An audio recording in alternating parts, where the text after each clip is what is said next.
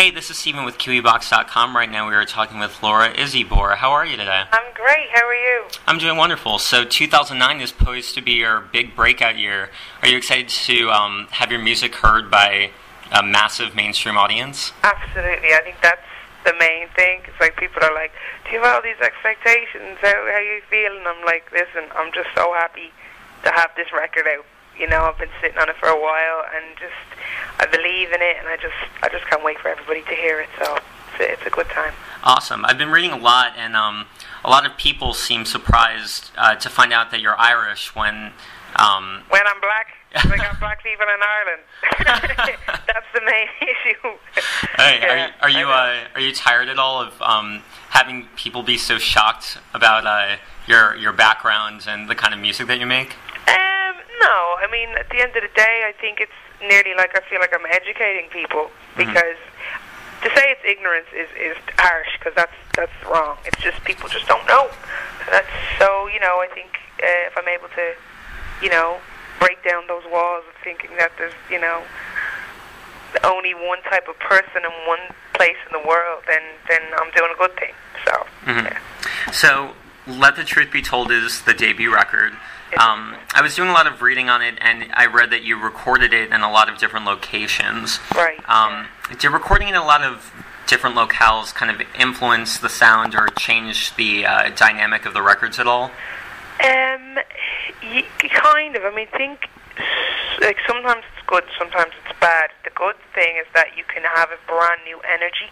Because you're in a new location and you work with somebody new, and it's like bang, it's like that intensity and determinedness to get this right is like no other.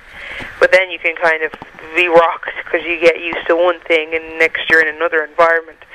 So I think we sort of, some places were a bit more comfortable than others, but overall I think it really it benefited the record, because it has that. There's definitely, each song has its own unique energy and its own unique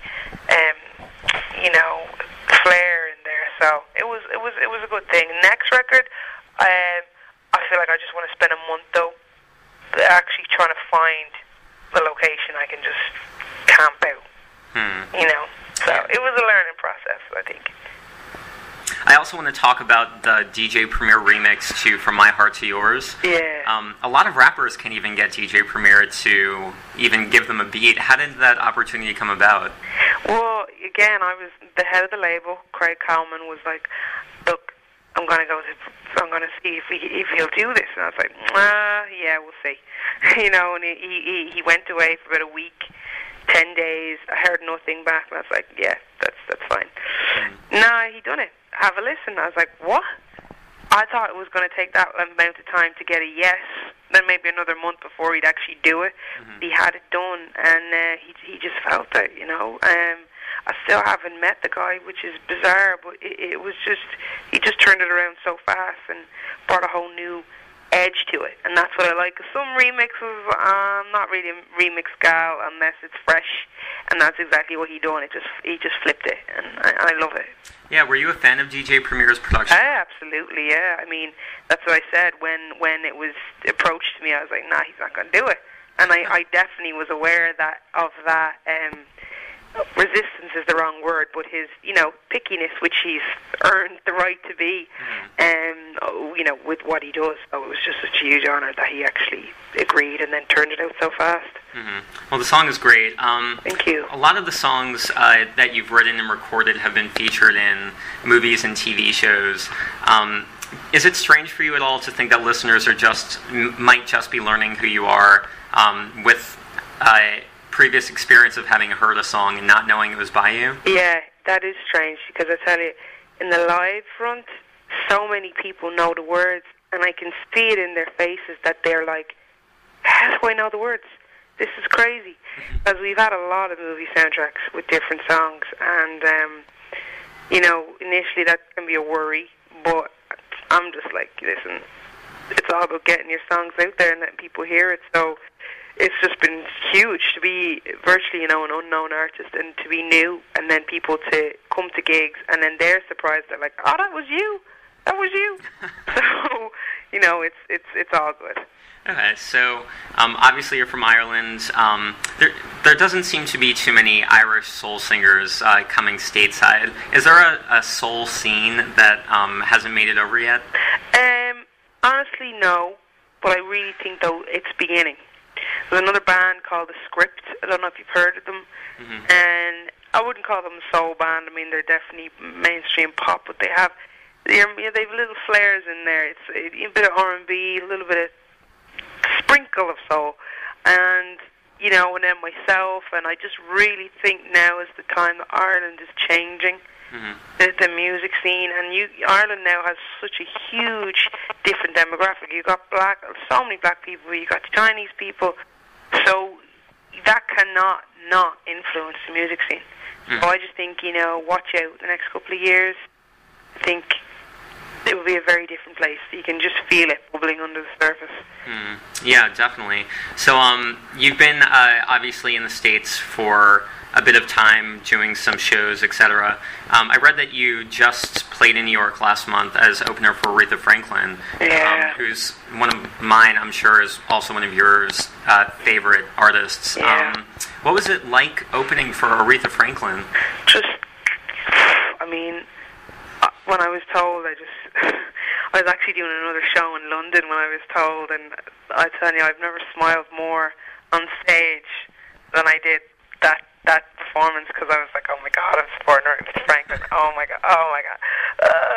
And then just being there, and it was for the troops, because and it was their homecoming, and it was just to be part of that in so many levels, but the Queen, she is the Queen, and it was just ridiculous.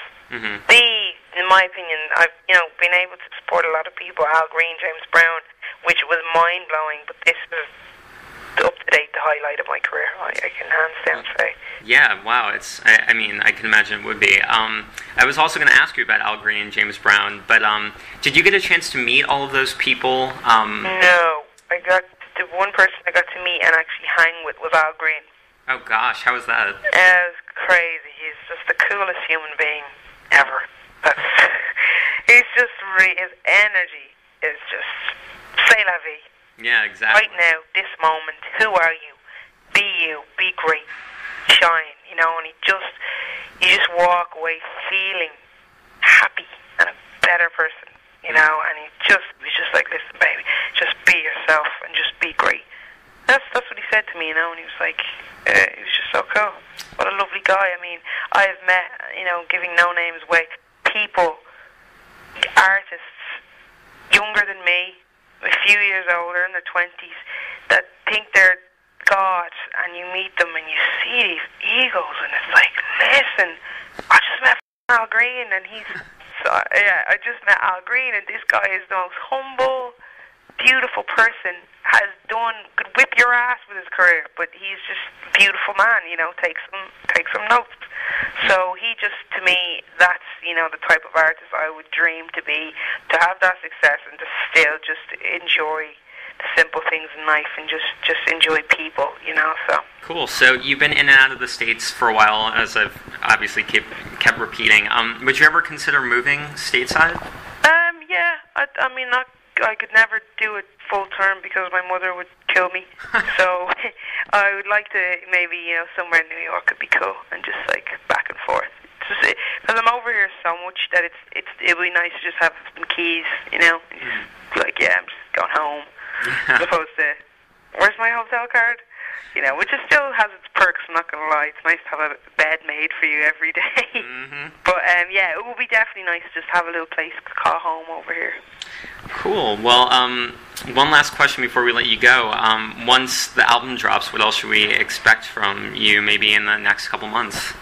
Just going to be touring, really just trying to up and down the country with my band and radio, TV, a lot of things up in the pipeline. So I'm going to be around. Going to be busy, it sounds it. Yes, I am indeed. Great. Well, Laura, thank you so much for talking with me today. Thank you. Thanks so much. Yeah, and you have a nice day. You too. Take care. Alrighty, bye-bye.